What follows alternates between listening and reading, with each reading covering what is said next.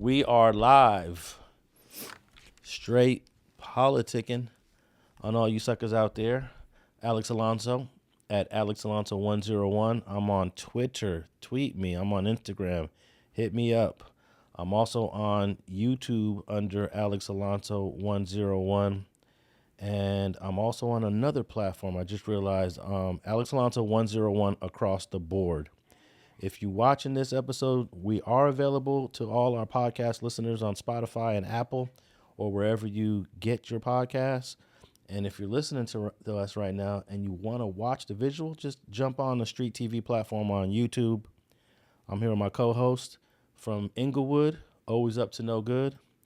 From the City of Champions, the I, La Ciudad de Campeones, Munchie B, the mayor, is in the house. What is going on? There's a lot been going on. I've been seeing you everywhere on the timeline. What's up? Man, everywhere on the timeline, fun. You know, the usual. Okay. Content everywhere like air. Yeah, man, I saw you getting into another argument with another chick, and I was like, man, I would have just left that alone. Another chick? No, it's the same chick. I mean, the same chick another time, though. Right. The same chick another time. Just leave that alone, man. Nah, I think it's a time to... man, she put... I thought you was going to leave it alone, actually, because you kind of just was like, okay. But then the more she talked, I feel like it pulled you in. Yeah, I had enough. Yeah, you had enough. Yeah, everybody know the fiasco surrounded her. I haven't even tapped in with it. I heard about some sexual allegations. I just left that alone. I don't know what's true, what's not. You know, hey, if a woman has an issue that serious, she should go to the police, not to No Jumper. She should go to her local authorities, not to the internet. She should report it to the authorities, not to the internet. Girl got a problem, man. Girl got a problem. Yeah, something that serious. You know what I mean? You would think that's what she would do, but hey. And then a lot of these girls scream rape, and it don't be rape. But then the ones that scream rape, where it's really rape, they might not be believed. So. And that's why it's bad when people like her come out. You know what I mean? And then you might not believe the next person when something really happened. You know what I mean? So that ain't cool. And over the years, man, in the culture, so many women have accused people of rape, and I to this day I don't know what's real, what's not. I don't believe that the woman that accused Tupac of rape, I don't believe Tupac did that at all. Me neither. I think it was the other dudes that were in the room. Tupac was he was there. And she figured, okay, who's the biggest name here? I'm going to blame it on him. Right. No, I don't believe he did what he's accused of either. I'm like 90% certain he was innocent. I'll even go 95% Tupac was innocent. Now, when it comes to Mike Tyson back in 92, I'm not sure. I'm not sure because we've gotten to see Mike over the years, and he's a little imbalanced sometimes. Yeah, he off. He a little off. Yeah, so I don't know. I can't say. There was I can't remember this rapper, but I had him on my list when I was writing a show, and I put him on there. He forced his Johnny in this girl's mouth because she had stole some money she was an accountant or something. He ended up going to jail. Gosh, I know you know who this guy is. A well-known rapper. Mystical. Mm-hmm. Mystical did that. Mystical did that. But then he go to jail for the same thing years later. Then he does the same thing years later. Yeah, Mystical did the same. That must be what you call like a niche or a kink or, I don't know. But he thought that he could force his thing in her mouth as a punishment for stealing from me. And, I think he did like 6 or 7 years on that. Mm-hmm. I wonder, man, not that it mattered. I wonder if he had intercourse with her in the past.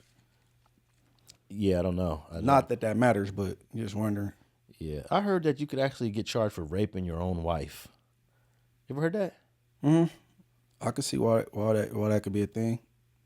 Yeah, but it seems something that could be so defendable. Like, no, I do this to my wife all the time. I didn't know she was really not wanting to do it.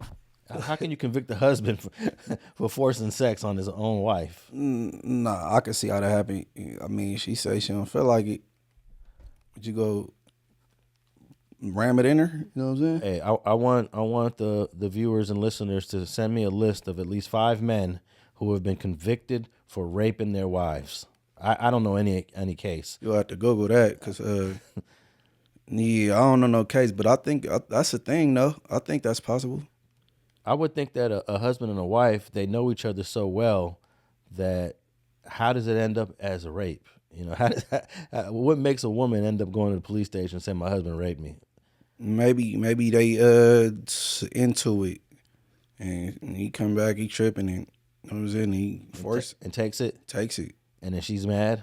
Right. Oh, okay. I mean, other than that, I can't really see no. You know what I mean? Yeah, we all know that the Jay-Z allegations during this P. Diddy thing, those rape allegations were all false. Yeah, I knew that from the first time we covered it. Yeah, and it turns out that all the sexual kinky shit that Diddy was being accused of, the orgies, the sex parties, none of it ever happened. It was just him, Cassie, and one other guy. Whatever sex worker. Yeah, whatever. The court only covered Cassie and Daphne, Diddy, his other girlfriend, and one other sex person present, worker. Right. So it's Daphne, which is 50 Cent baby mama, or Cassie. So he'll be having what we call freak offs. Man, that's a threesome. It ain't even a freak off. A freak off sounds like 4 or 5 people. Nah, they was going for hours and hours and hours, bro. That ain't a threesome. They high and just. But it's only 3 people involved at a time. But it sound like a marathon. Like they get flew in, and you feel me? He wasn't leaving on Monday. Well, all that Diddy stuff was exaggerated. And I think we'll be expecting Diddy home either the end of this year or sometime next year. We gonna hit the halfway house? Yeah. You know, people were thinking he was going to get a life sentence like R. Kelly got. Now, R. Kelly, I think he did it. In fact, I saw a video during the years of Napster, which would have been the late 90s. You probably weren't on the internet back then. You was just a kid. That's when it was bootlegging CDs and stuff. They're bootlegging CDs, but then videos, you can get videos off of Napster. That's where I saw the peeing video. I was like, wow, if that's true and she's 14, he's in trouble. Hey, you know what's ironic? That Nipsey Hussle and Black Sam, they came up off of bootlegging. Yeah. Right? They got a big boost and got ahead off of bootlegging CDs and DVDs. But now he's in the industry and he's a artist. He don't want nobody bootlegging his clothes. He don't want nobody bootlegging his music. That's crazy, ain't it? It is. But I get it because I actually bootlegged VHS tapes from 1990. I'm gonna say from 97 to about 2000. I was bootlegging VHS tapes, and I was actually selling them on eBay, and I was selling them successfully, and I was selling them like in. Oh man, it was so much money. I was making thousands of dollars a month off of VHS tapes. And then one day eBay sent me an email and said, you can no longer sell these tapes anymore.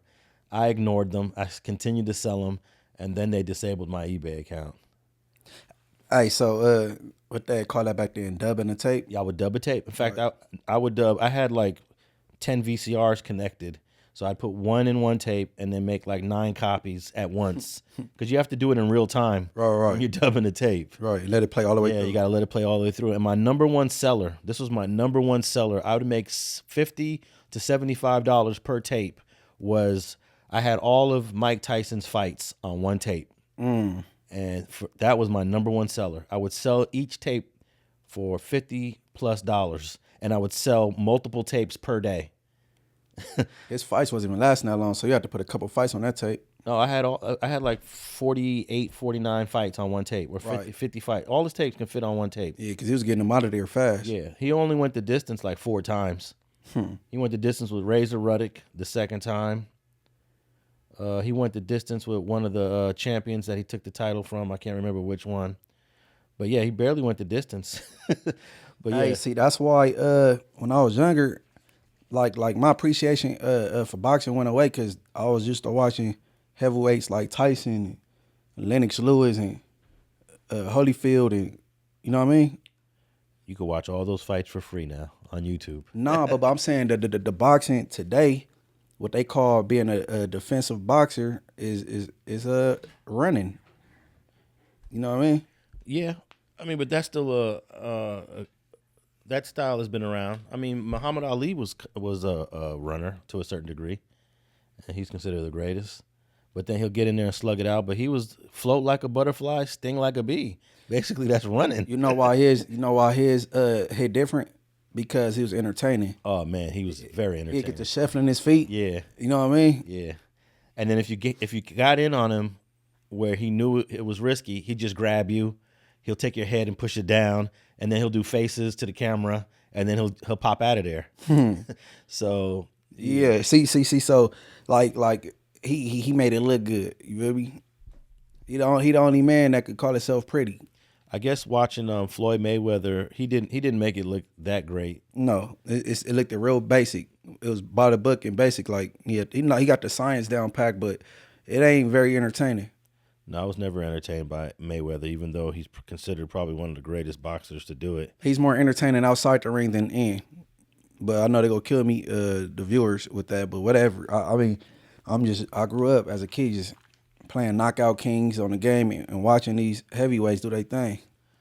Yeah, man. I think the 80s and maybe a little bit of the 90s was the best era of boxing.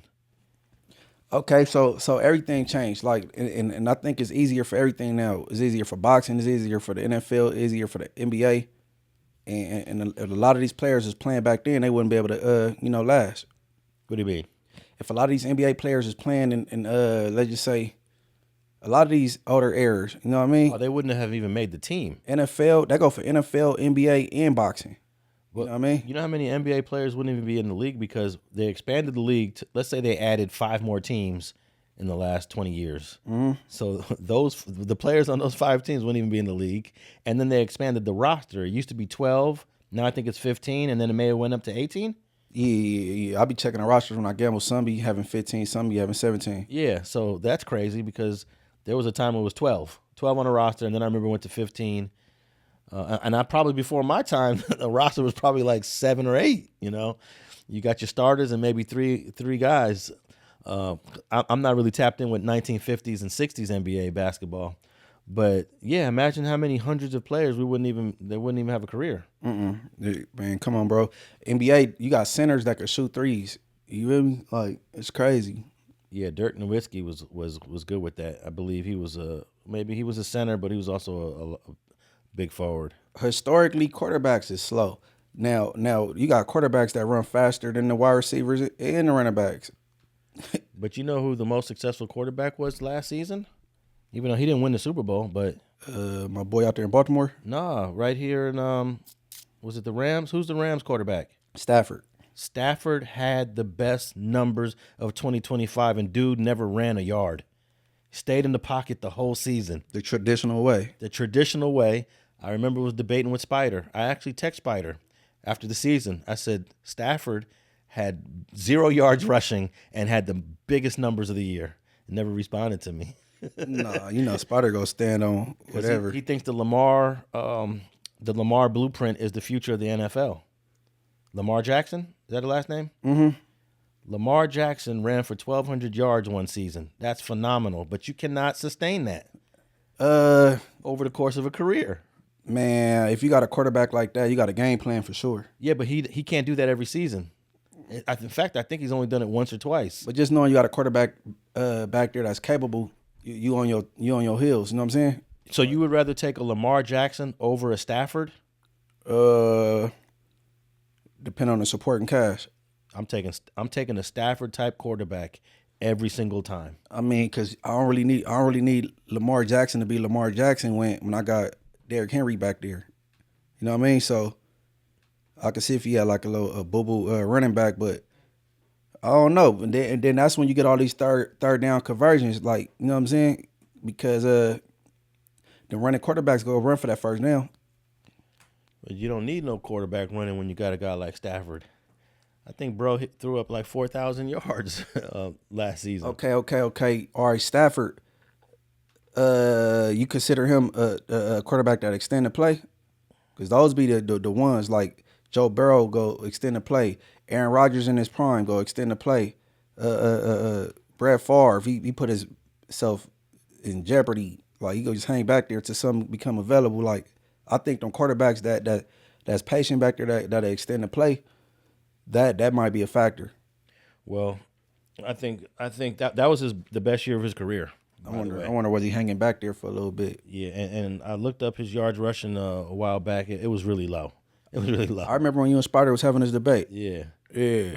Because I don't believe in the running quarterback as a long-term plan. I believe, but it's more entertaining. I love watching Lamar Jackson, but Lamar Jackson ain't going to win, Super Bowl running all over the place. He got one, though. No, he don't. Hold on, he don't? Lamar Jackson? Nah. Am I tripping? Yeah, you tripping. Or he got a Super Bowl appearance. Lamar Jackson? Nah. He got an appearance. Nah, I don't think so. Type it in. I don't think so. No. I'm almost positive he got an appearance. No, I don't think so.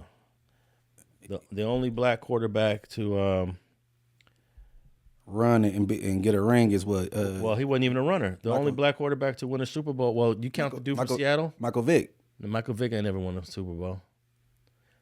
Man, hold on. Who was that quarterback? Hold on. I don't know if you're right on that either. You think Michael Vick has a Super Bowl? Damn, who was the quarterback when Warwick Dunn was the running back for the Falcons? Maybe that's before. Was that before Michael Vick? Michael Vick was with the Falcons for most of his career. They never went to the Super Bowl. I'm thinking of Doug Williams from the Redskins. Bro was a black pocket passer and won the Super Bowl. I think that was like 87 or 88. And now all the black quarterbacks. Now Russell Wilson, is he black? Is Russell Wilson black? He an Oreo. Hey, Russell Wilson was impressive because he's short. And the boy from what's called short too, from Arizona. No, Lamar Jackson is a 2-time MVP, 2019, 2023, 3-time Pro Bowl, 4-time Pro Bowl, 3-time first team. He was a Heisman Trophy in 2016. No Super Bowl, none. I'm almost certain the other guy you mentioned, Michael Vick. Michael Vick. Oh, I love me some Michael Vick, but no, he isn't. I think that Lamar Jackson has a more successful career than Michael Vick had, but Michael Vick was nice. He was nice let me give you Michael Vick's accolades here. NFL Comeback Player of the Year. That's an accolade you don't want. Well, after getting released from prison? After he got out of prison, yeah. 4-time Pro Bowl. Okay, he got 4 Pro Bowls. That's pretty much it. 4-time Pro Bowler. First team All-American in '99. He got a bunch of college accolades. But no, I'm not with the running all over the place. Okay, and then the what's called, it was short lived. Griffin III. Oh man, he was a flop. Yeah, he didn't want to run after a while. He said, "Forget that." But he not productive as a pocket quarterback. So I'm trying to think of what running quarterback got a Super Bowl. Well, if you want to consider the dude from Kansas City black, I'm not sure he's black. No, Mahomes is slow. But he runs for about 300 yards. That's a lot of yards for a quarterback, 300, 400 yards. It ain't Lamar Jackson numbers, but yeah, he not a running quarterback. He a dangerous one. He one of the ones, like I said, he be hanging in the pocket and let things unfold. You know what I'm saying? Yeah. All right, man. So we just got some recent news, man. Well, before we get to that, I want to just mention I talked about those 3 guys from Pasadena that were sentenced to death and kind of took their sentences like a man. Not like Sean. Hey, Sean Gathray. He got a GoFundMe page. He's saying he's going to be out soon. He didn't get sentenced to death. They gave him life without. But he really thinks he's trying to raise money for an appeal and get out in a couple years. Hey, man. Hey, bro, these GoFundMes, they be coming in clutch. Yeah, but I don't think you're allowed to do a GoFundMe for an inmate? Yeah. Why they did it for Zimmerman? They did. Well, he wasn't an inmate. He's never been a convicted felon. He was found not guilty. So he could do that. This dude, Sean Gathray, is guilty as charged. I want to know, is that a rule, though? Yeah. Was that a CDCR rule or is it a rule on GoFundMe? GoFundMe has a policy, I believe, that you can't be convicted. I don't know what you want to call it. Convicted felon, convicted criminal. I think that Sean Gathray is a little delusional, man. because I heard him say something like, "I'll be home soon." I was like, "Bro, you're not gonna be home soon. You just got life without." You probably just keeping the faith. Yeah, but these three guys back in 1997 took their sentence. I ain't never seen no dudes this defiant taking their sentence, but they took their sentence, I guess, like grown men. And the crime actually happened in 93. Their sentence was in 97. It was 3 victims in Pasadena. It happened in the Raymond Crip area of Pasadena. Not sure if the victims were actual members, but their names were Carl Holmes, Herbert McLean, and Lorenzo Newborn. Ain't that a crazy name for a gang member? Lorenzo Newborn. Yeah, that's not a common last name. You meet somebody last name Newborn, just leave her alone, because y'all for sure related. Yeah. It ain't no ifs, ands, or buts. You know what I'm saying? So, and they were from a gang called P9 or Park 9, a blood gang in Pasadena that kind of defunct and went, I guess, gobbled up by the PDLs. Right. But they were a short-lived gang in the late 80s, early 90s. And from what I was told, this incident right here kind of brought an end to that hood existing under that name, P9s or Park 9. So that was kind of short already. So once they caught this case, what the police came in and kind of shut them down? I'm not sure how they went defunct. But they were already small. They were already short. So that's a fact check from last week, because I had said 97. That's when they were in court. All right. So one of your co-hosts from No Jumper is currently in custody, and we're hearing a lot of chatter on the internet from people who don't know anything about it, man. A lot of people get arrested that been over the internet, maybe said something that they ain't had no business saying. Not saying that that's the case with Ant Jefe. I don't know, man. But what I will say is this. If you're going to do crime, not saying that he did anything, if you're still in the street life, get off the internet. If the story is true, therefore, he don't know if the story is true, but it makes good content. In the very gate. But when I got the full details and when I got an understanding of what exactly took place and how he got a murder charge, I put myself in his shoes, and the first thing I said was, man, I'm just lucky it wasn't me, man. What do I think about all this? Life of a gangster, man. That's just it, man. Nothing else to say about that. Or it just could be a mistaken identity. We don't know at this point. I will keep you guys updated on what's going on with this Ant Jefe situation. But if he did this shit to somebody and basically he shouldn't have did that shit, fuck him. Nobody was there. Nobody actually know what happened. Young Ant Jefe at about 2 a.m. in the morning went over and tried to get some tacos. If this man murders somebody in cold blood, fuck him. Bail at $1 million. Bail at $1 million is real serious. Usually, back in the days, that was the bail of a homicide. And this is the robbery homicide description. Not sure if that's what he's in there for, but that's, what it says here. We don't know who this cat is. He could be making his stuff up, something that he heard. He could be from a whole nother state. Then what Ant Jefe did is something that a lot of us, if we were in his shoes, we would probably do the same thing. Supposedly, Ant Jefe is the one who killed Big U's son, Baby Huey. Everybody on the internet wants to be the guy to break the case. Everybody on the internet wants to be the guy that solved the case by having more information than the actual police have. Nobody knows what Ant Jefe has been arrested for other than what they seen on the internet. He got arrested by this division, the robbery and homicide division. Right now. Here's a video of Ant Jefe moments after the incident that led to his murder charges.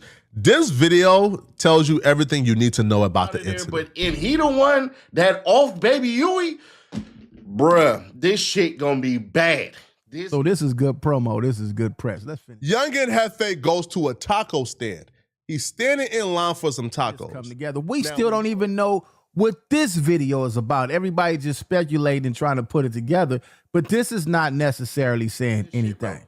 And I'm not saying he did. I have no proof that he did shit, bro. But if this is a breaking news type of shit, bro, and he did that, man, you're an agent of chaos, bro. It's about entertainment at this point. I don't look at nothing on here to be true anyway. But the Pablo blood pull up. Instantly, an altercation breaks out. He starts to bang on Young Ant Jefe. Where you from, blood? And Jefe, I'm from A-Tray Gangsta Crib.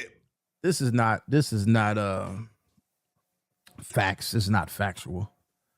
This is just the internet. Guys on the internet getting their money. And Jefe is in the car. The Pablo blood is still talking ish from the vehicle. And Young Ant Jefe just had enough, man. Just had enough. Pulled out the pistol, shot about 7 to 8 times. Bro got hit, bro died. And it happened, wait, before we talk about him, it kind of happened with you. When you caught a case last year, right? Everyone wants to run to the internet and start theorizing on what happened before finding out what really happened. Right. Fortunately, yours wasn't it was just a gun case. Not as serious. Yeah, not as serious. Far from how serious his is. But of course, your case got manipulated, twisted, exaggerated. Right. Even recently, I heard Cashless Jones still saying that you got set up. The OGs left the guns by you. Some ridiculous BS story. Yeah, no, he'll say anything that I don't know, that kind of his mind, I guess. But nah, I'm trying to figure out what's wrong with his exposures. Go pull a police report. You know what I mean? Go get your paperwork. Yeah, I mean, shit. Inglewood Court, all the way to the end when you walk, and to the left, it's the county clerk, boom.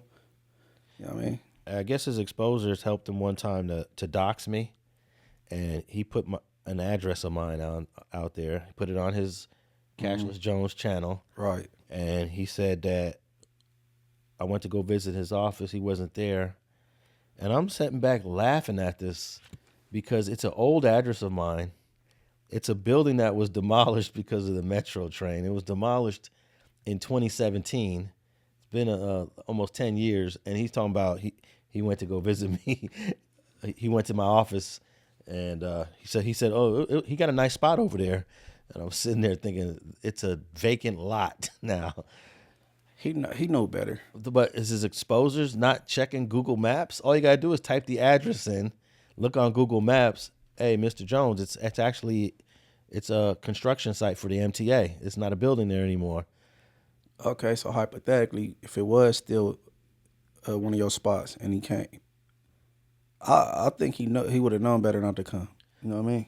All of it be for the internet, pun faking it. You know what I'm saying? Yeah. Well, he did pull up at American Cholo's doorstep once, and I believe he knew that man wasn't home. Yeah. I believe he knew that. Nah, he wouldn't come to my door. They play internet games, man. If he does, I mean, he can come to my door. I don't know if he would come to my door, but if he comes to my door, I highly doubt it. It's gonna be a problem if you come to my door. Get a big old hug, huh? I'm gonna give you a big old grizzly hug. Nah, he be pun faking, man. He be doing it for the internet. You know, they go believe it. Just entertaining it for certain people. You know what I'm saying? Yep. You know, he know better. But we got people exaggerating. We got people speaking on something that they don't know anything about. I like saying don't say that they don't know nothing about, but it's supposed to. That's incorrect. My wife always correct me on that. They don't know nothing about it. You don't know anything about it. But I like saying nothing for some reason. It just sounds smoother to me. It sounds like the New Yorker. But they don't know anything about it. Right. And I just wish people did better research. No, they just want to be the first to come with a storyline. No, they just want to be able to run up some numbers on a viral story. Even though you don't got the story? Yeah, you don't got the story, but your title got the story. Your title certainly says that you got the story. But you click and it ain't no story in the content. Crazy. No story. Yeah, man. That's the landscape of this content, I guess, right? Yeah, well, no one is saying that with the specific cases that Young Ant is facing. Mm-hmm. No one is saying whether he's got co-defendants or not. No one is saying if people are informing on him, maybe inaccurately. No one is saying that maybe Young Ant is being overcharged. No one is saying that, oh, there's a good chance he'd be able to fight this case and probably be home sooner than later. People are saying he's washed up. I saw 3 channels. Oh, Young Ant is washed up. Probably just look at the charge because TMZ reported No Jumper host charged with murder. So they look at the charge, oh, he up out of here, you know what I'm saying? But they don't know what's going on. No, from the looks of it, nobody knows, you know what I'm saying? They just clickbaiting and, you know. And I can tell you this, you and I both probably know more about it than anybody else, but Right. we're gonna reserve to speak on Young Ant. And we're gonna let Young Ant's story in court tell itself. Right. And maybe I'll give some updates of what happens in court. Right. But I got a good feeling that this is a case that Young Ant will be home in due time. No, I agree. Hey, what people don't understand, in the beginning, all these cases, it be seeming bad. Yeah. And then eventually, like, you get to knowing, like, it ain't as bad as what people thought, you know what I mean? Hey, they're doing a Diddy right now. And guess what? From the very beginning, I was saying Diddy wasn't going to get washed up. You did. And I was one of the only ones saying free Diddy. I know it sounded crazy, but hey, you know what I mean?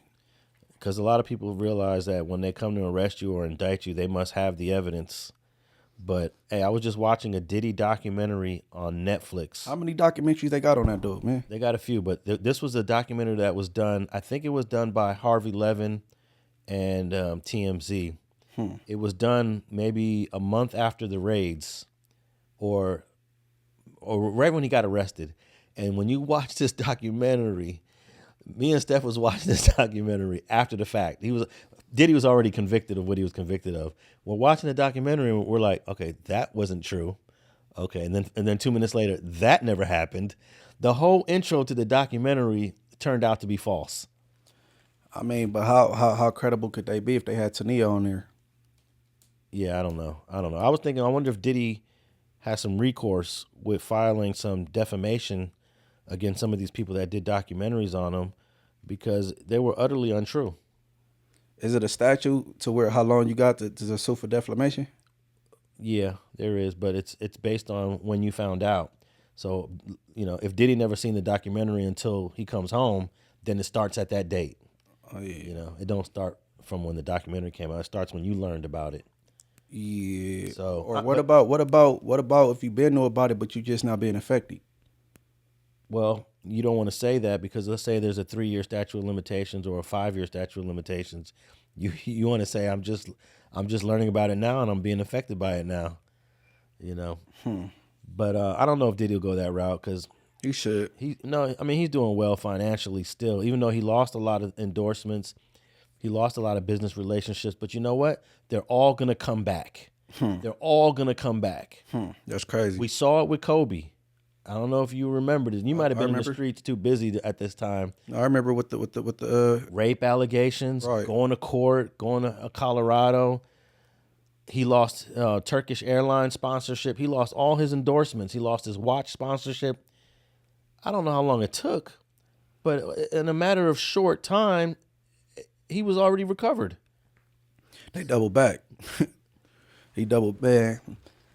Hey man, that should tell you something, man. People try to get away from you like you got COVID or something when everything all bad for you, but then they get to coming back around when everything good. Man, Kobe made 100% recovery from that, and that was sort of like, I mean, that's some of the worst allegations next to murder, rape. And you see this guy going to court, and it's looking bad. You know, he's flying out to Denver. Man, he recovered from that, and it's just a matter of time before Diddy will be back to normal. Hopefully, Diddy learned some lessons too. You know, I'm sure Kobe learned a lot of lessons. Kobe ain't making mistakes twice. He pretty lived a clean life after that situation. Okay, you said you hopefully Puffy learned some lessons. So, what you think his biggest lesson should be? I think he needs to get clean off the drugs. That's definitely going to take him down some paths that might get him in trouble again. and settle down with one female. As hard as that might be for Diddy. That's not gonna happen. Okay, settle down with 2 or 3. You know, Or just get a solidified poly relationship, huh? just get a solidified 1 or 2 or 3, and forget about these, as you call them, freak offs, and he'll be fine. I do think the drugs is gonna lead him down a bad path if he continues with it. He's probably getting clean now, and maybe when he comes home, he's gonna say, "Hey, I've been clean for the last 6 months. I'm gonna stay clean." He usually gets on his Jesus kick when he's in trouble, you know. He's good for that. But if it wasn't for him not really complying with Cassie early on with the what you want to call it, That lawsuit. the lawsuits, I don't think the criminal would have ever came. Exactly. This is a perfect example of how the civil case fed into a criminal case. It created the criminal case. The criminal case was a spinoff of the civil case. You know. These women, they need to be studied. For real, because it seemed like she still had feelings for this man when she's on the stage, bro. I mean, on the stand. She still got feelings for this man. And, yeah, man, a scarring woman. They don't have any kids together though, huh? Nope. Okay. No, I don't know what her feelings is, but she's moved on. She's got married, and I think she does have kids with her new husband. Yeah, the trainer that he hired. So, Yeah. I mean, you know. And she's living off that $30 million, so she's good. Hopefully she invests it. Man, that was even, man. That's crazy. What was even? 30 million, that's even. Oh yeah, for sure. That's restitution plus 10. Hopefully that she does some good things that make that money last for the rest of her life and for her kids' life. Because you can, in that lifestyle, you can blow that. Mm-hmm. You can blow it. We've seen lottery winners blow that money. So, all right, man. I think that we're at a time where flocking here in LA is gonna come to an end because of the camera situations we talked about before. We have talked about the surveillance of Los Angeles, and I saw this current case where these guys flocked a house or tried to flock a house, but there were cameras inside it. So it alerted the owner. So the owner just called his neighbor. Hey, there's some people in my house robbing me right now. The neighbor came out and startled the dudes, and they ran out and left. But before they ran, they had bear spray. At least this was one smart thing I got to say about these two dudes. They're not coming with guns. So there's not going to be any sort of gun charges, but they got that bear spray, which will pretty much drop you. When you know, if it drop a bear, it's going to drop anybody. Right. So they bear sprayed the neighbor while he was videotaping them escaping the house. I wonder if they take that phone. What do you mean? Took his phone? You saying the neighbor was videotaping, or are you talking about the cameras was rolling? No, they didn't take his phone because he saved the footage and gave it to the owner. And let me see. I have a clip here of this story. Good evening to you. I'm Susan Hirasuna. Developing tonight, a brazen home invasion caught on camera near Toluca Lake. Tonight, a neighbor who says he was attacked by the suspects after confronting them is sharing his story. Fox 11's Rachel Aragon is live with the details. And Rachel, it's just so frustrating for residents in the valley because this is just another incident. Yeah, Valley residents here are fed up and frustrated for sure, Susan, after these repeated break-ins and burglaries. But one resident right here in Toluca Lake, we spoke to him. He's speaking out as well, sending a clear message to any criminals or suspects thinking of coming back uninvited. I got a text at 12:04. And my neighbor, it just simply said, we're being robbed right now. I come across the street. Steve Calabro says he jumped into action once his neighbors across the street told him they were observing a burglary in progress through the security cameras. In the video, you can see two suspects in dark clothing and what looks like in the entryway. And at one point, they slowly make their way up the staircase. And the getaway car was right there. They were watching me. Steve showed us exactly where he was standing when one of the suspects approached him. But he says before that happened, They panicked once they knew I was there because they had radios, and the driver radioed them that somebody was outside. And that's when they panicked and they ran out. Steve said he made sure to have his camera out to snap photos of the criminals and their suspected getaway car. But he says right before the suspects drove off, The second guy pulled out a giant can of bear spray and came right up to me, ran towards me, and I started going towards him. And then he pulled the bear spray and sprayed me in the face. But I kept on taking pictures. This is just the latest in a string of brazen break-ins and in some cases burglaries in the valley in recent weeks. Last week, a West Hills family whose truck was stolen by 4 suspects was caught on home surveillance video. A few days before that, a Woodland Hills home was broken into with kids inside. Talk to your neighbors. Be aware of what's going on. Steve says he hopes this serves as a reminder that residents need to help protect one another. If we didn't speak to each other, my neighbor wouldn't have had my number. She couldn't have texted me, and we wouldn't have stopped this thing. So it's just, you know, we're taking back our neighborhoods. Okay, so Hold on. Getting sprayed by bear mace and continuing to take pictures is diabolical. I bro. know the footage is incredible because you see the guy pull out this huge can, and he has a mask on, but the eyes, you can see his whole eyes because he doesn't have the mask where it's individual eyes, like 2 circles for the eyes. Okay. He's got the mask where it's one big slit for the whole eyes. Ski mask. So you like you literally skiing. yeah, so he could be identified. If someone knows him, they can recognize him. I could see the unique features by seeing his face in that bigger hole. Mm-hmm. If your eyes is chinky or not. Yeah, so he's gonna get caught. That guy's getting caught. The one that bear maced him. Yeah, that mask is for cold weather. That ain't for committing crimes. No, that's a horrible mask to use if you're trying to conceal your identity. Right. That's crazy. But he continued to take pictures after getting sprayed. Yeah, That man different, bro. Neighborhood Watch is standing on business. Now, one thing that this story didn't say, but it showed it. He had it on video. The neighbor, they jumped into a white Kia. And that's important because of this next story. But if eventually all houses are going to have these cameras, right, Munchie? And like in the next decade, every house is going to have interior cameras. Every house is going to have alerts. Every house is going to let you know as soon as that door is open, if you're not home. And how hard is it going to be to flock a house in the future? They go find a new method. No, for real. You know, things evolve and they find new ways. Yeah, well, I think it's going to be much more difficult with the surveillance and the cameras. All right, so I got another clip here. And also, there was a unique backpack that one of these 2 guys were wearing that was in the house. I'll say it was designer. It was unique. It just had a certain pattern. Okay. So another completely different situation out in the valley, a different day.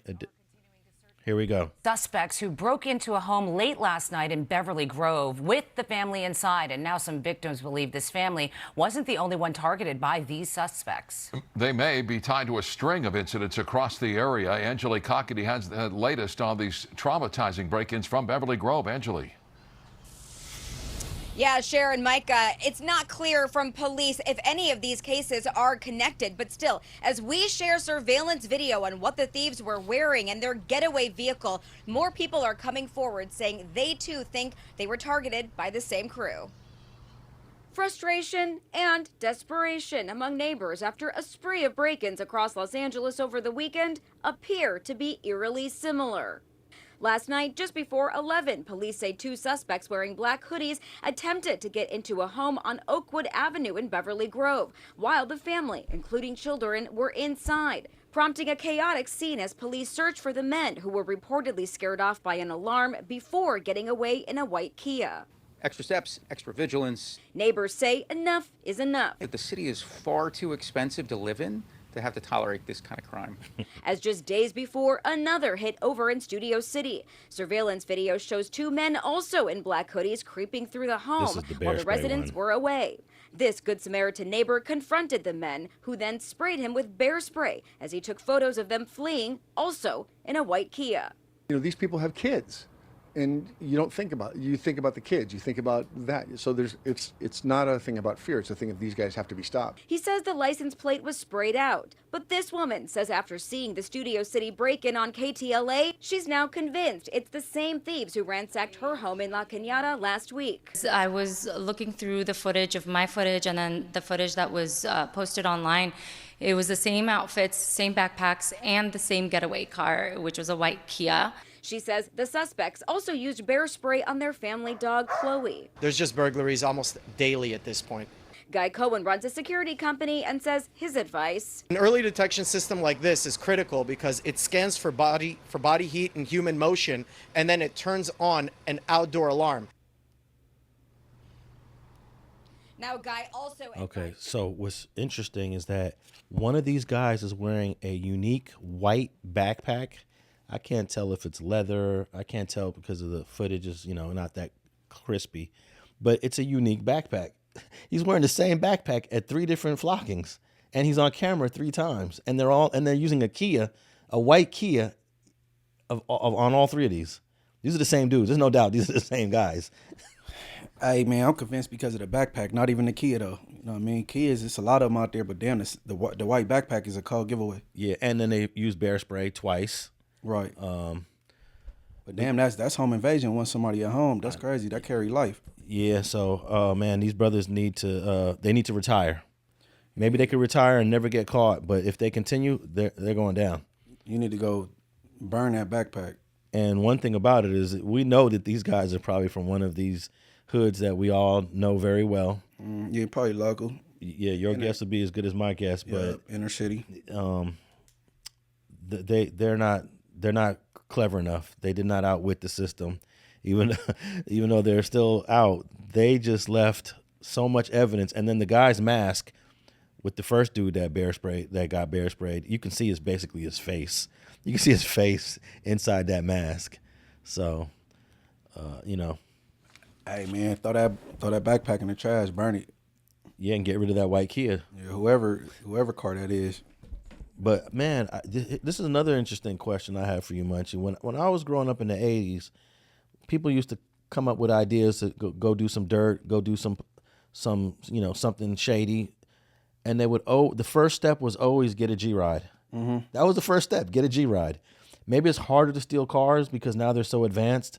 But people are doing these crimes in a car that's legit to somebody, their mother, their auntie, or maybe it's even theirs. Yeah, at the most, probably switch the plates. And that's going to get you caught, I think, more times than not, using a legit car. I'm not trying to give people advice on how to commit crimes, but there was a time where you never did any dirt in a legit car. But see, it's a different generation. Most people my age bracket don't even know how to steal a car. You know what I mean? So they go get a rental or use their personal car and just switch the plates, or you know what I'm saying? Yeah, I think that might be part of it, but I do believe the cars are harder to steal now. They're wired differently. The keys are different. The ignitions aren't push to start and all that. Yeah, and I heard that it's hard to start some. It's almost impossible to start some of these cars that are built in like 2010 and on, or 2015. I have an Escalade that was a early 2000s model. Very easy ignition to break, and my Escalade got stolen twice. And I was surprised because this is a $60,000-$75,000 car with a $10 ignition, and mine was an early 2000 Escalade. Hey man, look, rest in peace to B-Rock, Big B-Rock. He from my community, and that man could start a car with his finger. Like that was his thing, man. Yeah. Like I was amazed, bro, because he done did it in front of me before. Like I'm like, sheesh, man, that ain't safe to have him around. I don't know who taught you this. Like I don't care what car it was. You know what I'm saying? And I believe if he was still alive today, he'd have these cars down pat. He'll figure it out, huh? Man, it was just amazing, bro. I'm like, damn, bro, that sheesh. No, you know what he would be doing is he'd be tapping in with the pods. They have like some sort of frequency. I saw a story on this where people were trying to replicate the frequency in these pod keys to steal your car. So that's another way, a way around it now. That man was a genius in that aspect, because how do you pull off with somebody's motorcycle? You feel me? Have you ever had a bike? Yeah. Man, I didn't think that was possible, man. It was just I'm like, man. To steal a motorcycle? Mm-hmm. Oh yeah, my son has a motorcycle. He has a tracker on it. He put a little tracking device on it, and sometimes you gotta lock your motorcycle up. Just put it in the garage. Yeah, I mean, if you got a Harley, you better chain it, put it in the garage, and then chain it up or something. Yeah, because the backyard ain't safe enough. They'll push it to the front, then steal it. Nah, man. I had a homeboy that used to take a big ass link chain on his cars and tie it around, put it around a tree because he didn't want any of his lowriders to get stolen. He literally would chain a lowrider to a tree using the frame. Because those ignitions are really easy to break. A Chevy ignition, oh, that's an easy one. They used to have master keys in the 80s. People used to sell master keys. This key will start any Impala. And it was true. I tried them a few times. I was like, wow, how'd you get this master key? Just stick it in the ignition and it'll start. And people would go steal cars and then, put in work. Yeah, man, that's a thing. Car thieves, it's a real thing. But is it still a thing, though, today? I mean, I don't know one personally, but at one point I did, and I don't know if it's still a thing today, but... I'll tell you another crazy thing that I used to personally do, and gas wasn't even that expensive back then, but I guess it was expensive to us, because gas was about 99 cents a gallon in the 80s. 89, 99, $1. Something to do with some bikes. Nah, man, we used to suck gas out of gas tanks, siphon. You stick a hose in a gas tank. I heard about that before. It's horrible, though, man, because you get gas in your mouth sometimes. But you didn't have no money. I had a car, but I had no money for gas. And let's go siphon some gas. And we just pull up on a random car. And you gotta mess around, pass out trying to do that. After a while, you get to do it good. You just gotta suck on the hose really strong and then move your mouth before the gas comes up the hose. But then sometimes you don't know if it's moving up and you put your mouth back on it and it was already moving up. Boom, you got a mouthful of gas. Crazy. Yeah. Crazy. I hated that shit. I hated getting gas. But I'm sure today there's got to be something. You just put a little pump at the end of the hose, squeeze it a few times, and the gas comes up. I'm pretty sure they got a more convenient way to jack gas. Yeah. But now all the gas tanks have, well, not all of them do. I'm surprised. They should have locks. Most gas tanks have little locks on it. You got to pop it from the inside. Yeah, you could shimmy it open, I'm pretty sure. Yeah, but I had a rental car. A few times I had rental cars. I'm like, man, these gas caps they're not even locked. Yeah, you got the little groove right there. You just put your finger and open it. Yeah. Yeah. So I don't think anybody's siphoning gas in the 2020s. It might come back high as it is now. I know, huh? Man, gas was... I got a picture of me at a gas station in 88, and you can see the price in the back, 89 cents. 89 cents for a gallon. No, I remember being in the car with my dad and my brother, and back then, and they'd be like, "Hey man, let me get 5 on 10." Man, we used to just get $1. Let me get $1 on the first pump there. And then I remember when the Gulf War hit, the 1990 Gulf War, and gas went up to $1.20, and we was complaining. Yeah, man. If you could make it in California, you could make it anywhere, bro. Because other states' gas prices ain't looking like ours. Never. We need to get rid of these gas. We're paying taxes. It's like 50% taxes. The gas is really half of what we're paying, and then all of it is in taxes. But hey, man, these three guys, man, they got to be careful, man. They got to be careful. Get rid of that car.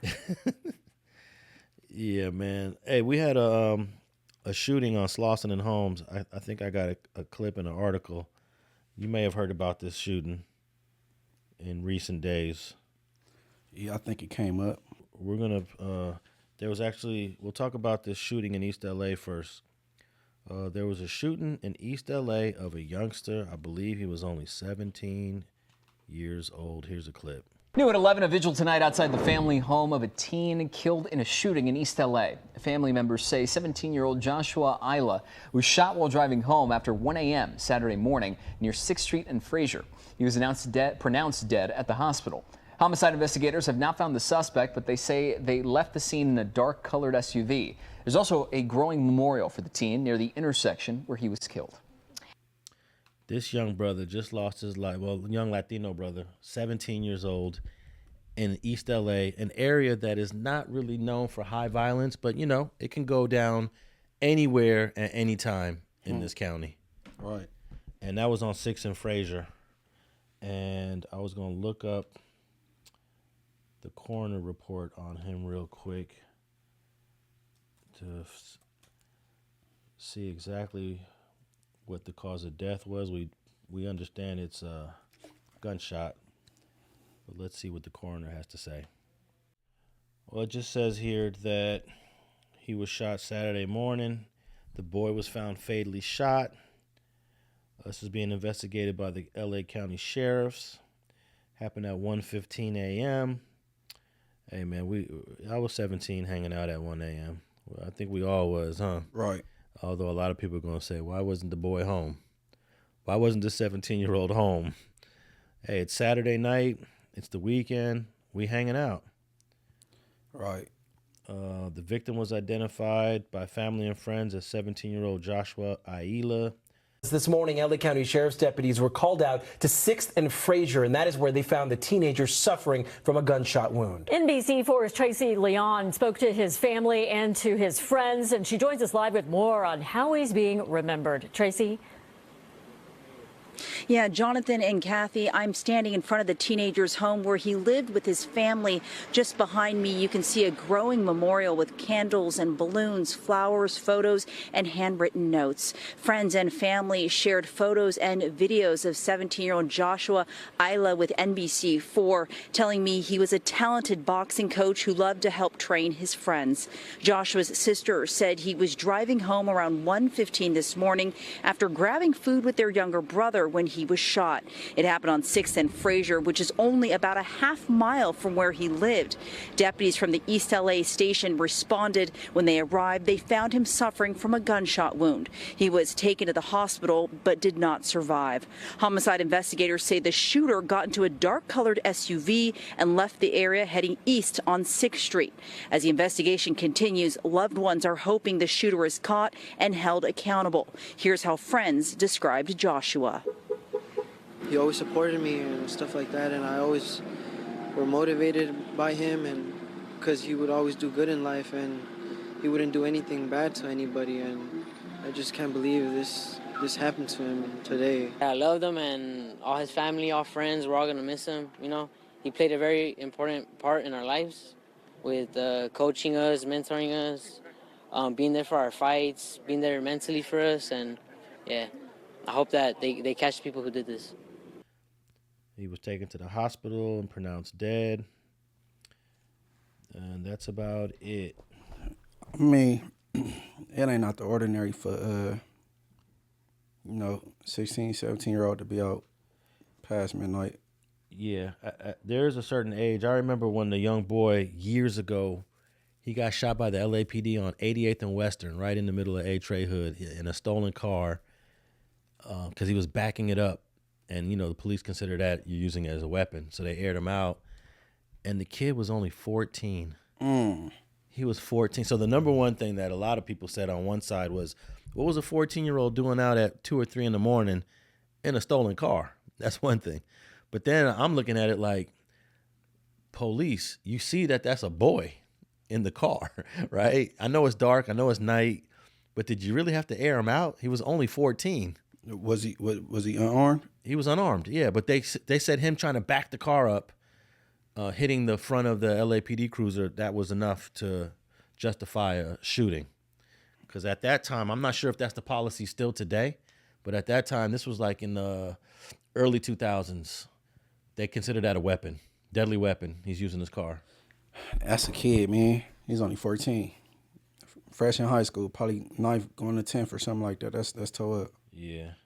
But 17 is different, man. You're about to become an adult. You're going to be hanging out. I used to go to Westwood on the weekends, man. Stay out till 1, 2 a.m., 15, 16, 17 years old.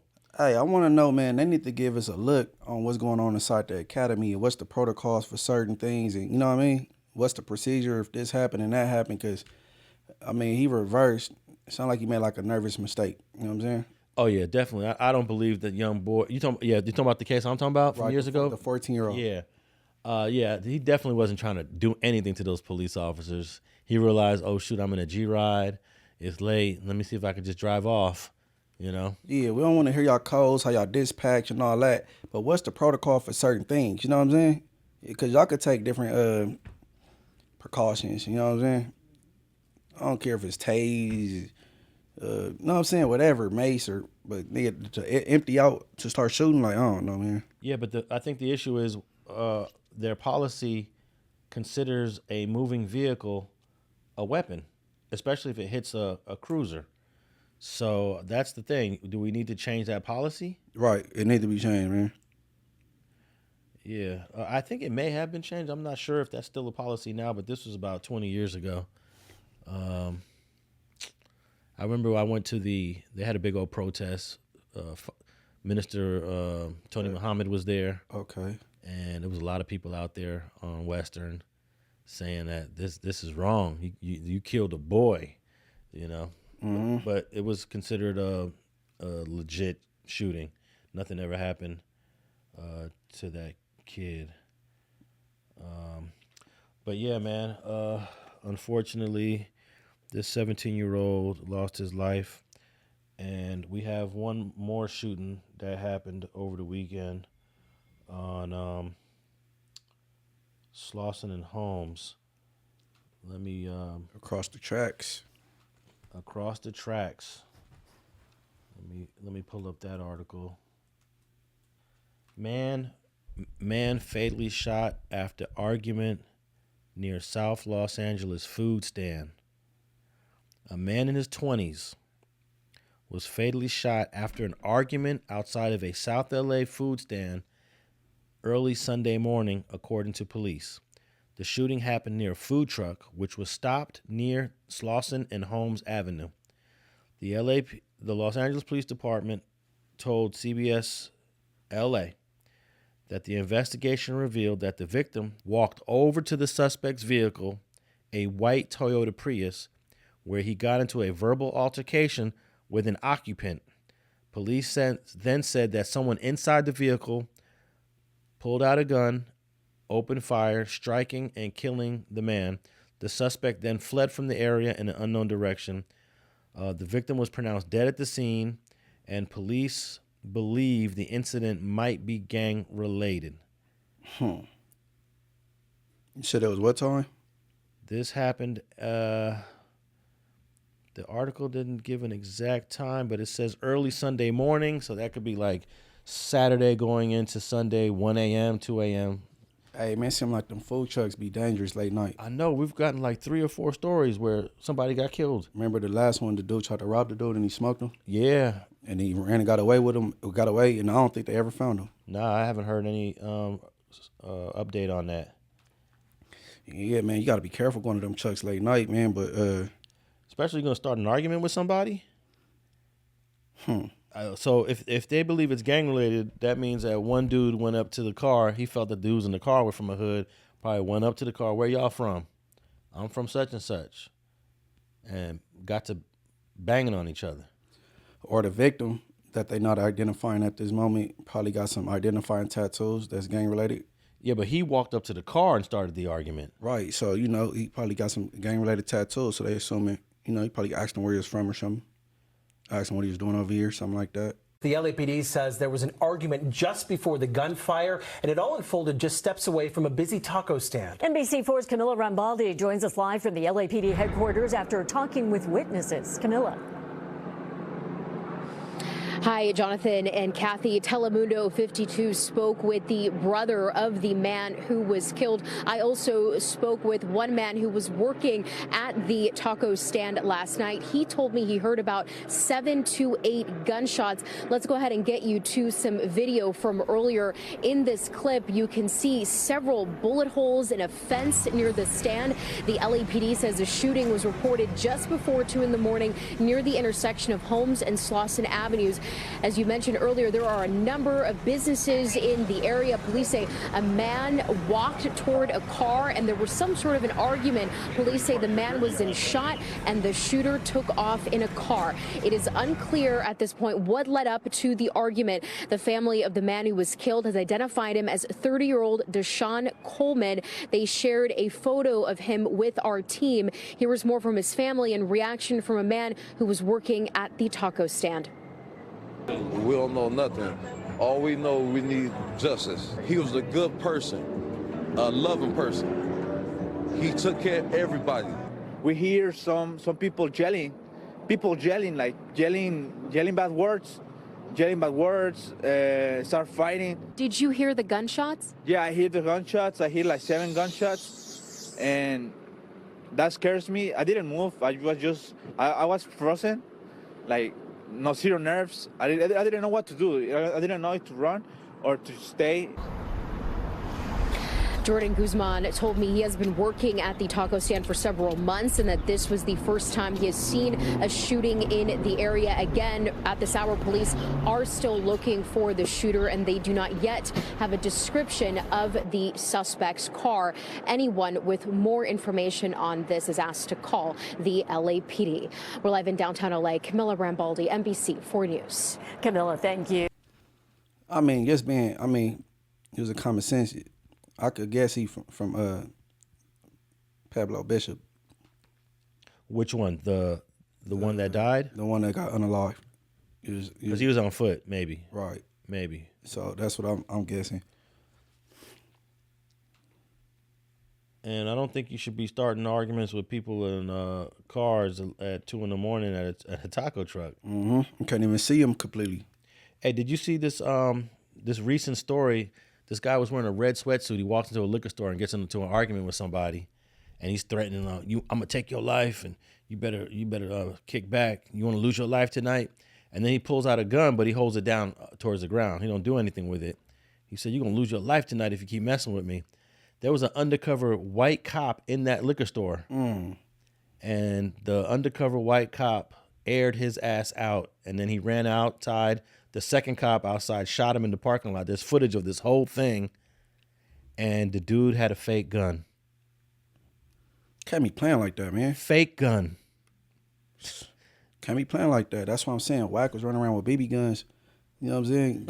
like, man, what? That's crazy, man. You can't be playing like that. That cost you your life, man.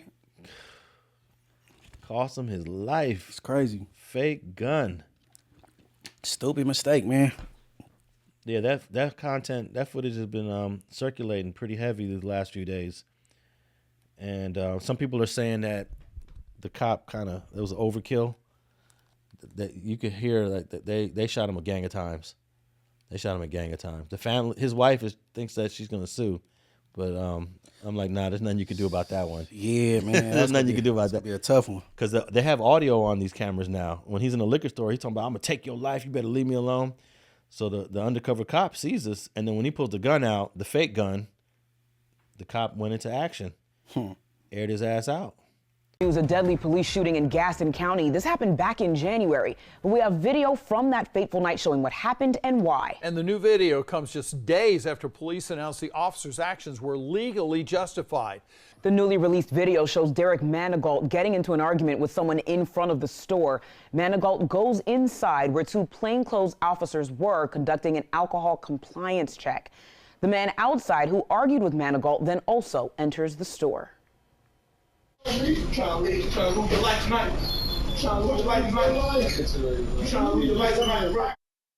argument continues, and Manigault is heard saying to the man, quote, "Do you want to lose your life tonight?" Video then shows him pulling what appears to be a gun out of his waistband and waving it around. Now, the man on the right side of the screen in the gray t-shirt is one of the officers. After waving the gun around for a few seconds, Manigault goes to exit the store, gun still in hand.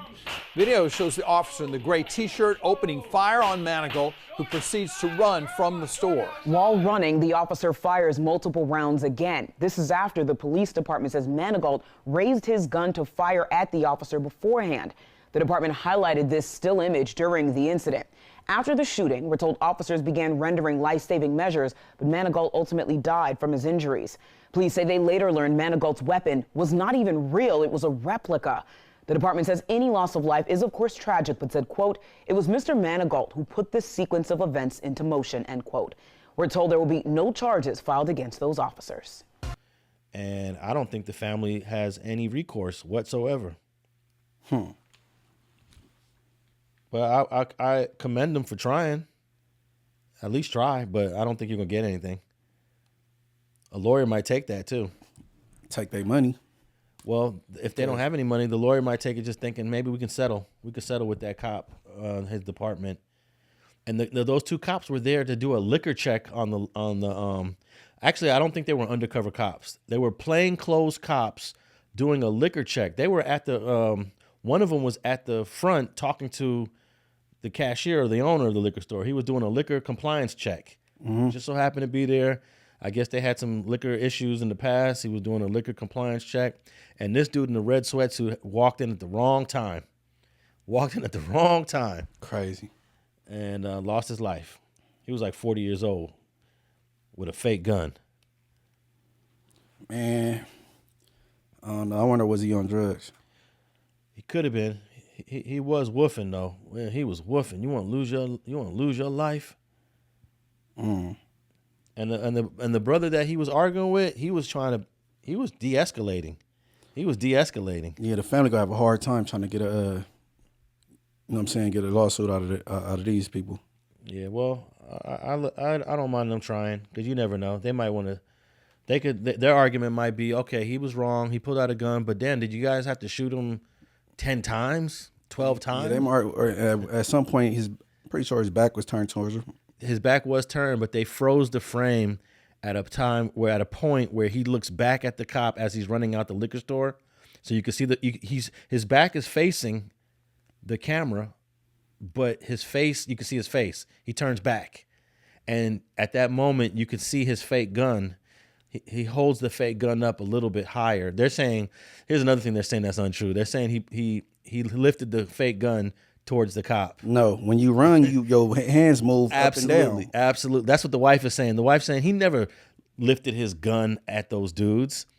That's just the position that it was in at that freeze frame. Right. And the police. And looking back, your back is still towards him though. So looking back ain't enough, man. Yeah, but I think cops are allowed to shoot people in the back. Sometimes they lose those suits. They shot that Hot Dog. Remember Hot Dog from where was he from? 4-6 neighborhood crip. Mm-hmm. They shot Hot Dog in the back as he was running in an alley with a gun, with a real gun, and he got $1 million. Yeah, I think it's something with that. I mean, if they back turn towards you, they not a threat. I think he was running away. He was running away. They shot him in the back, and he got $1 million. Yeah. Man, good luck to the family though. Yeah, I don't think they're gonna get nothing. All right, man. I wanted to talk about this ghost stops. Last thing. Let me see here. Ghost stops. This was an article written in the Los Angeles Times recently by Libor Jani. And he's going to continue to cover this story as he's going to drop another article on corruption going on within the 77th Division of the LAPD gang unit surrounding these ghost stops. And let me just read a little bit of the article, and then we'll talk about why the heck would these cops be doing ghost stops. It's pretty crazy, but let's see here. The article go tell the viewers what a ghost stop is. Yeah, it's gonna break it down. LAPD disbands South LA anti-gang unit. Temporary actions follow allegations of ghost stops and body cams not activated. That's the title. The LAPD has temporarily disbanded a South LA anti-gang unit whose members are accused of turning off their body-worn cameras during traffic stops. Police officials announced the move Tuesday as the department's civilian watchdog requested a review of behavior by all gang enforcement units citywide. Members of 77th Street Division Specialized Gang Detail came under internal investigation for failing to activate their body-worn cameras and pulling people over without documenting the interactions. We take this very seriously, Assistant Chief Scott Henderson said.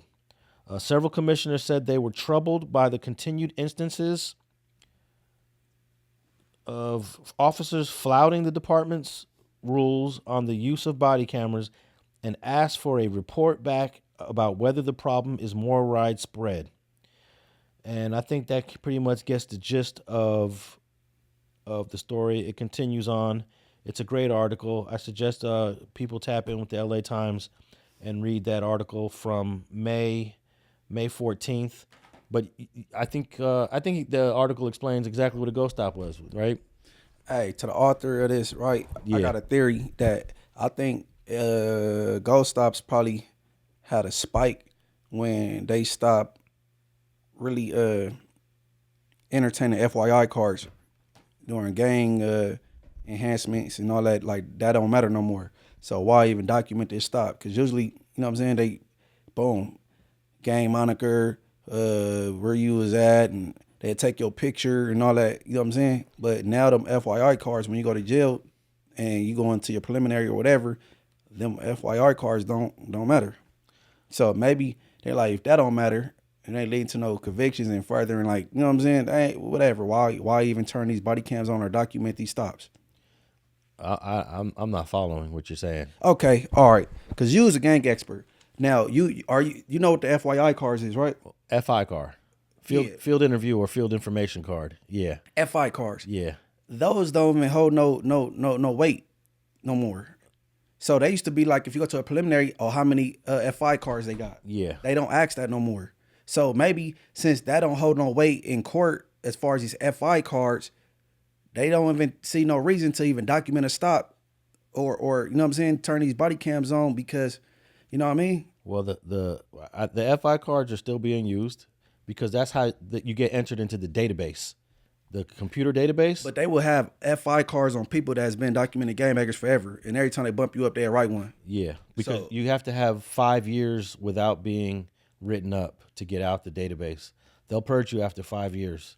Okay, so you familiar with what I'm saying? When you go through the court process, the FI cards, they don't care about that no more. Well, they shouldn't care about them, but in certain instances, they still do use them. I'm against the FI card because they can just lie on the card. They don't hold no weight. It depends. A cop will come and testify and say that he filled out the card and he has the tattoos and he got arrested before, and a judge will say, okay, we'll accept that card. But in certain instances, we've challenged the cards for being deceitful, I should say, for being deceitful and including misinformation. So I don't think we got to the point where FI cards are completely voided. They voided. We just challenging them more. They voided. Well, but the body cam still has to be recorded, even if they are voided. Let's say they're voided. Legally, you cannot turn off your camera when you're pulling a car over. And it's not just, I guess a gang cop can pull anybody over. He pulls over, find out who it is. You don't even know who you're pulling over, but I guess you do know who you're pulling over, right? Because you know such and such owns that car. Let's pull that car over. Right. And let's not activate our camera. I just had a case in Long Beach where all of the evidence was the body-worn video. It was a hood day. The Crips had a hood day.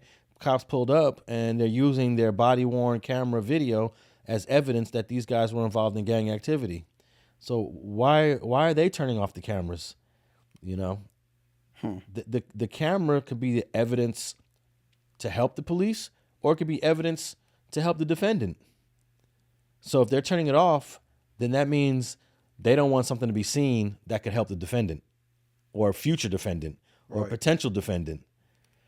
But I'm still thinking about what's going on here, because not only are they not turning on their body cam, they're not even calling in the traffic stop.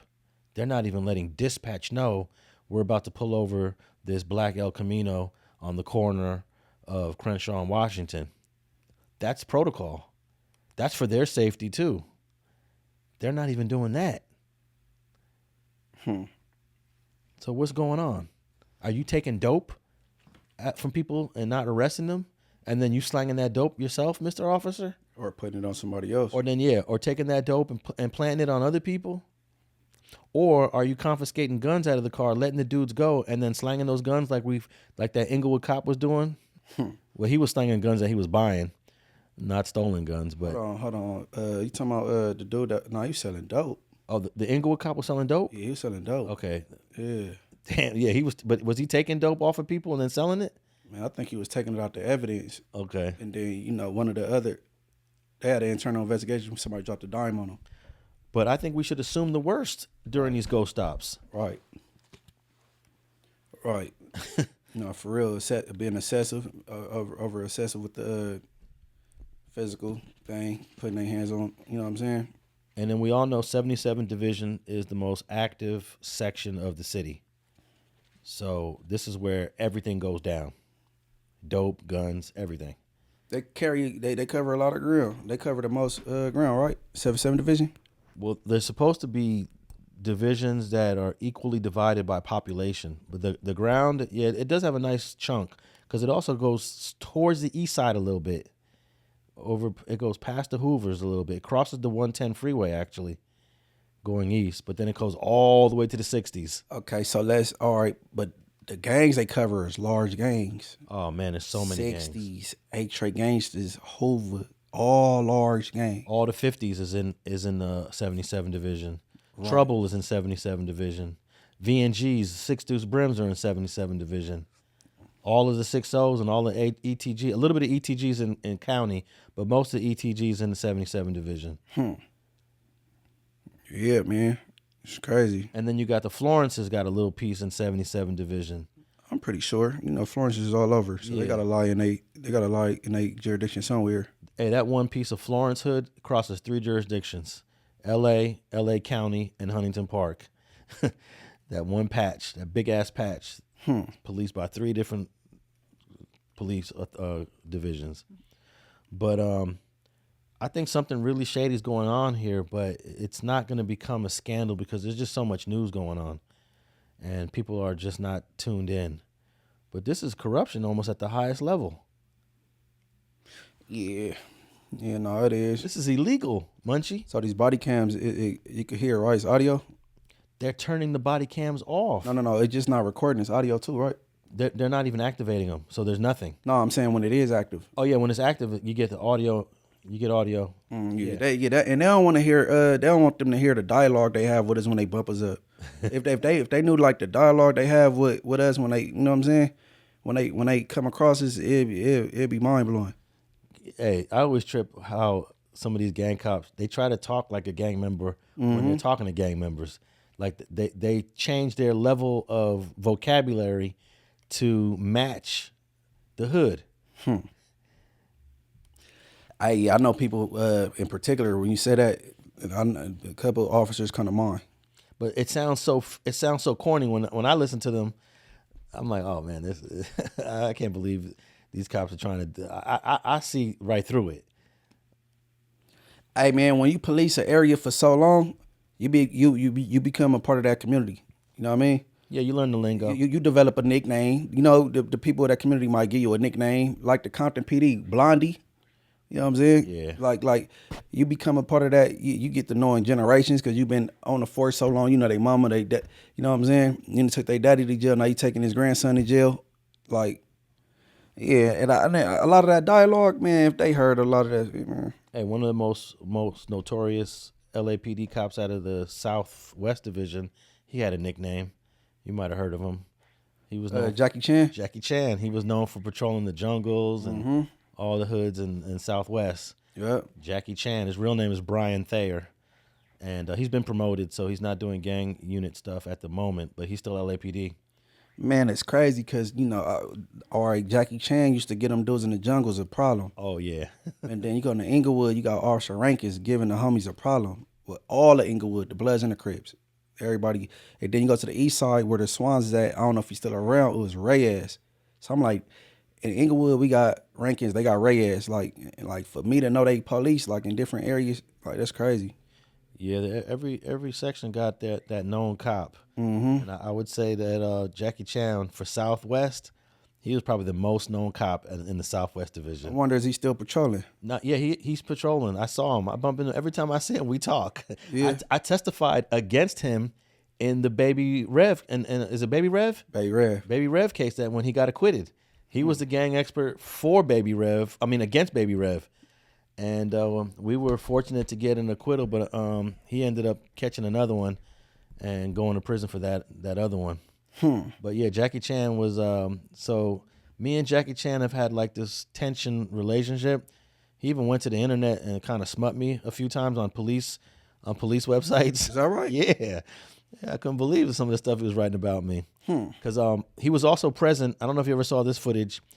The park on La Brea and Stocker, before DJ Mustard was famous.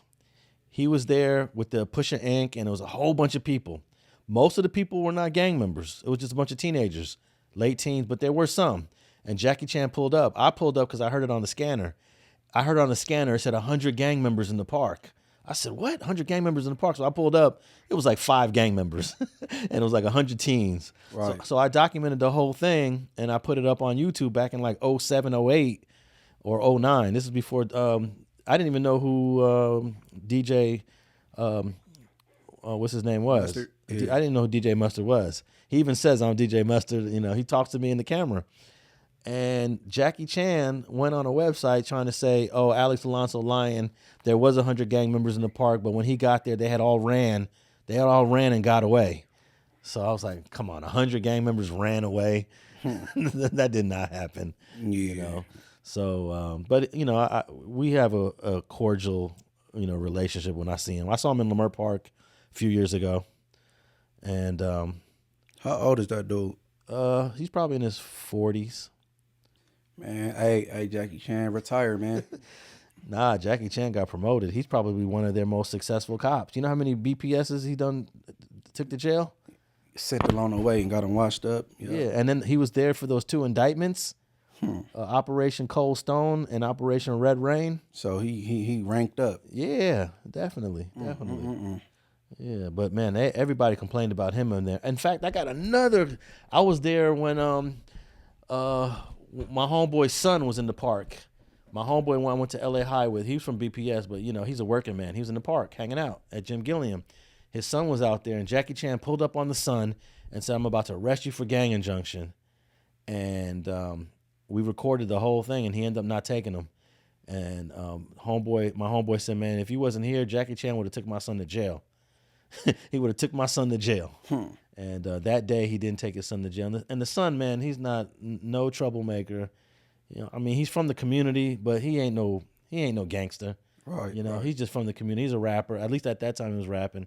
And Jackie Chan is trying to convince me, no, he's a gangster. He's a gangster.